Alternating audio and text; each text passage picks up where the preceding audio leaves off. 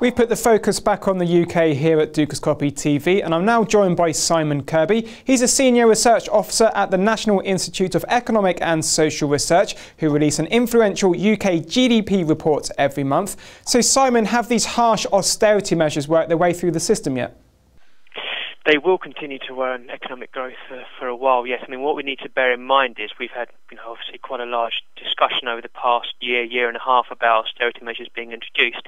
But in actuality, they've only really effectively taken hold from April of this year onwards. So, I mean, yes, there was the VAT increase in January, but it's only in April where we saw the national insurance contributions, and I think where the government spending cuts will really begin to bite. So it's over the next few years when we're going to see the impact of cuts in departmental spending in the UK. You talk about years, so sluggish growth is on the cards for a while yet? Certainly, yes. I mean, it's been a feature of our forecast for some time now that what we're actually expecting is a weak recovery. We saw that last year. So far, growth this year has been relatively weak. We're expecting growth of 1.4% this year, so broadly the same as last year, rising to 2% in 2012. But what that actually means is that we've had 3 years since the end of the recession, where we've actually had growth below the UK's trend rate of growth. So in order for us to actually really have that recovery take hold, we need those above trend rates of growth, and actually we don't think we're going to get those until 2013. There are high hopes that export and manufacturing sector would capitalise on the weaker pound. Are there signs of that?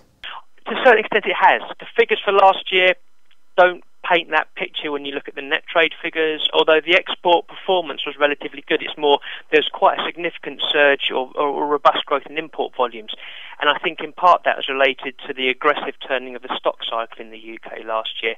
This year, the numbers we have so far do seem to indicate that net trade contribution, exports performing relatively well, although in the recent months some drop back somewhat, but still growth. With regards to imports, however, we've seen effectively imports decline month on month since the start of this year through to April. Now, at the start of the year, there's some special factors to do with changes to tax policy, but overall, when we look at imports, actually what we're seeing is import demand falling, which clearly indicates that the domestic side of the economy in the UK is not performing very well. So it seems that consumer confidence is low and there's a lack of domestic demand. Exactly, yes. Also, more on top of consumer confidence, when we actually look at the raw numbers, we look at household incomes, that's what really matters, and they fell in real terms on aggregate by around about 0.8% last year. This year expecting a fall of almost 1%. So 2 consecutive years of real household disposable income falling, which is taking that into context, and in addition, a very weak housing market. It's unsurprising that we're actually expecting overall consumer spending to fall this year. If there is more stimulus from the Bank of England, will it be effective?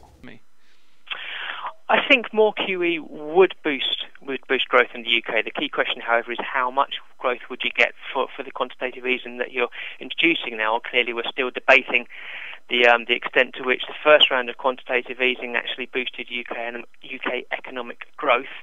However, I don't think we probably will see more quantitative easing in the UK, at least over the next few months. I have a suspicion there may be a slight fiscal policy response.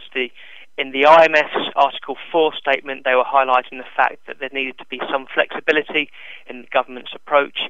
Clearly, Chancellor Osborne has options available to him. He could introduce targeted temporary tax cuts, as the IMF has alluded to in their Article 4 statement. Now, that's the kind of thing that we might perhaps see if the UK economy were to move effectively into a double-dip recession, so were to begin to shrink again in the second half of this year. Now, I don't think that will happen. I think what we're going to see is relatively weak growth through the rest of this year, but growth nonetheless. I think that's what the Bank of England effectively is forecasting, although, to be honest, their forecasts do look slightly too optimistic to me, also for this year as well as later years. So I don't think there will be further quantitative easing despite the discussions that are going on. And in actual fact, if the UK economy were to perform particularly bad in the second half of this year, then I think that we perhaps might look to fiscal policy to introduce some targeted temporary stimulus.